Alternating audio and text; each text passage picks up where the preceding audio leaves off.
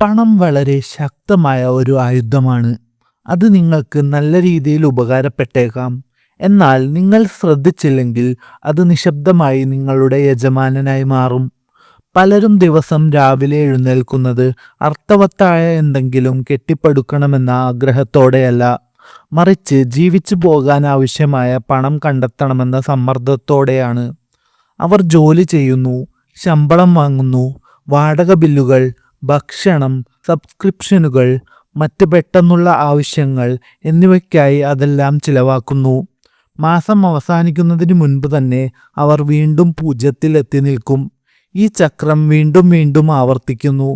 ഇത് സാമ്പത്തിക വിവേകമല്ല, മറിച്ച് സാമ്പത്തിക അടിമത്തമാണ്. നിങ്ങൾ നിയന്ത്രണം ഏറ്റെടുക്കുകയും പണത്തിനു വേണ്ടി നിങ്ങൾ പണിയെടുക്കുന്നതിന് പകരം നിങ്ങൾക്ക് വേണ്ടി പണത്തെ പണിയെടുപ്പിക്കുകയും ചെയ്യുമ്പോഴാണ് യഥാർത്ഥ മാറ്റം തുടങ്ങുന്നത്. ഇതിൻ്റെ ആദ്യപടി നിങ്ങളുടെ ചിന്താഗതിയിൽ വരുത്തുന്ന മാറ്റമാണ്.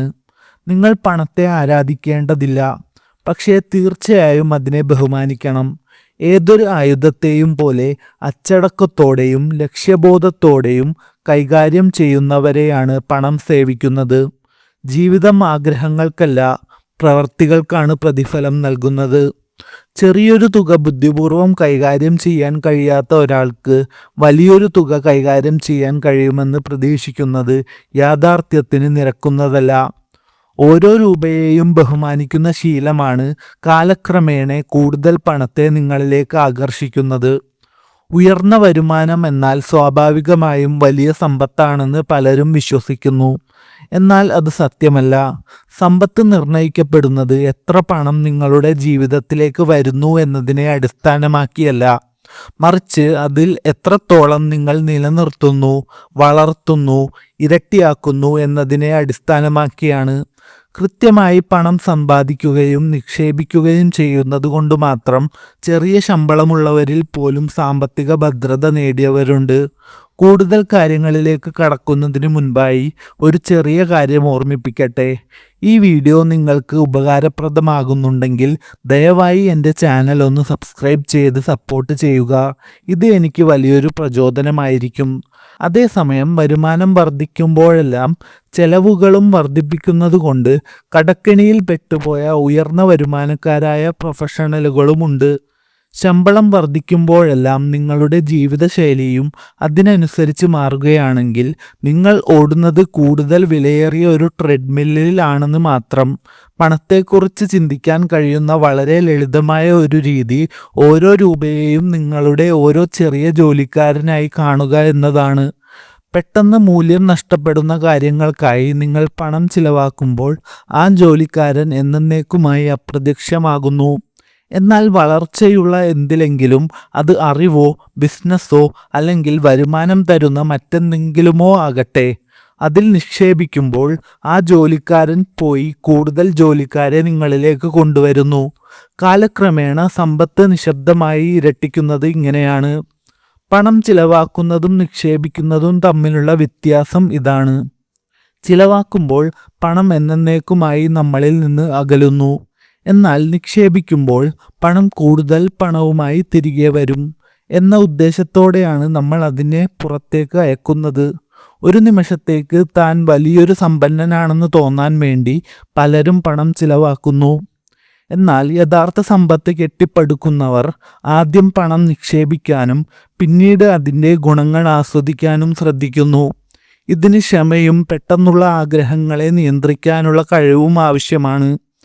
എന്നാൽ അത് കാലക്രമേണ നിങ്ങൾക്ക് വലിയൊരു സാമ്പത്തിക സ്വാതന്ത്ര്യം നേടിത്തരും. നിങ്ങൾക്ക് വളർത്തിയെടുക്കാൻ കഴിയുന്ന ഏറ്റവും ശക്തമായ ശീലങ്ങളിലൊന്ന് ആദ്യം നിങ്ങൾക്ക് തന്നെ പ്രതിഫലം നൽകുക എന്നതാണ്. മറ്റെന്തിനെങ്കിലും പണം ചിലവാക്കുന്നതിന് മുമ്പ് നിങ്ങൾ വരുമാനത്തിൻ്റെ ഒരു ഭാഗം, വളരെ ചെറിയൊരു ശതമാനമെങ്കിലും സമ്പാദിക്കാനോ നിക്ഷേപിക്കാനോ ആയി മാറ്റിവെക്കുക. ഭൂരിഭാഗം ആളുകളും ആദ്യം മറ്റെല്ലാവർക്കും പണം നൽകുകയും ബാക്കിയുള്ളത് മാത്രം സമ്പാദിക്കുകയും ചെയ്യുന്നു. മിക്കവാറും അവസാനം യാതൊന്നും ബാക്കിയുണ്ടാകില്ല എന്നതാണ് സത്യം. ആദ്യം നിങ്ങൾക്ക് തന്നെ പണം നൽകുന്നതിലൂടെ നിങ്ങളുടെ ഭാവിക്ക് വേണ്ടിയുള്ള ഒരു അടിത്തറ പാകുകയാണ് നിങ്ങൾ ചെയ്യുന്നത്. മറ്റൊരു പ്രധാന തത്വം നിങ്ങളുടെ പണത്തിന് ഒരു ജോലി നൽകുക എന്നതാണ്. വെറുതെ ഇരിക്കുന്ന പണത്തിൻ്റെ മൂല്യം പണപ്പെരുപ്പം കാരണം പതുക്കെ കുറഞ്ഞുകൊണ്ടിരിക്കും. പണത്തെ ഉറങ്ങാൻ അനുവദിക്കുന്നതിന് പകരം അതിനെ ഗുണകരമായ എന്തിലേക്കെങ്കിലും തിരിച്ചുവിടുക. പുതിയ കഴിവുകൾ പഠിക്കുക, ഒരു ചെറിയ ബിസിനസ് തുടങ്ങുക, നിക്ഷേപങ്ങൾ കെട്ടിപ്പടുക്കുക, അല്ലെങ്കിൽ വരുമാനമുണ്ടാക്കുന്ന ആസ്തികൾ സൃഷ്ടിക്കുക. വ്യക്തമായ ലക്ഷ്യത്തോടെ ഉപയോഗിക്കുകയാണെങ്കിൽ ചെറിയ തുകകൾക്ക് പോലും കാലക്രമേണ വലുതാകാൻ കഴിയും.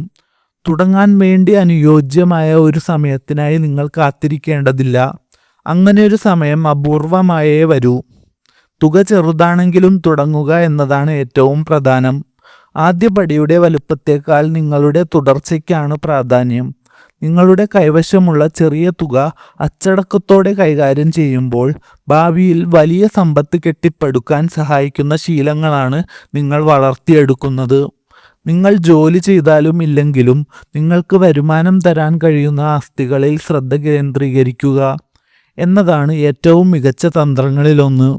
നിക്ഷേപങ്ങൾ, ബിസിനസ്സുകൾ, ഇൻ്റലക്ച്വൽ പ്രോപ്പർട്ടി അല്ലെങ്കിൽ കാലക്രമേണ മൂല്യം സൃഷ്ടിച്ചുകൊണ്ടിരിക്കുന്ന മറ്റ് സംവിധാനങ്ങൾ എന്നിവയെല്ലാം ഇതിൽ ഉൾപ്പെട്ടേക്കാം. പുറമേ ആകർഷകമായി തോന്നുന്നതും എന്നാൽ നമ്മുടെ പണം ചോർത്തിക്കളയുന്ന ബാധ്യതകൾക്കായി വരുമാനം ചിലവാക്കുക എന്ന വലിയ തെറ്റാണ് പലരും ചെയ്യുന്നത്. ഇന്നത്തെ വരുമാനം ഉപയോഗിച്ച് നാളത്തെ വരുമാനം സൃഷ്ടിക്കുന്നതിലൂടെയാണ് യഥാർത്ഥ സമ്പത്ത് ഉണ്ടാകുന്നത്. സാമ്പത്തിക സ്വാതന്ത്ര്യം എന്നത് അവസാനിക്കാത്ത ആഡംബരങ്ങളോ അല്ലെങ്കിൽ ഒന്നും ചെയ്യാതിരിക്കാൻ വേണ്ടി നേരത്തെ റിട്ടയർ ചെയ്യുന്നതോ അല്ല. നിങ്ങളുടെ സ്വന്തം ഇഷ്ടപ്രകാരം ജീവിതം നയിക്കാൻ ആവശ്യമായ വരുമാനം നിങ്ങളുടെ ആസ്തികളിൽ നിന്ന് നിങ്ങൾക്ക് ലഭിക്കുക എന്നതാണ് അതുകൊണ്ട് ഉദ്ദേശിക്കുന്നത്.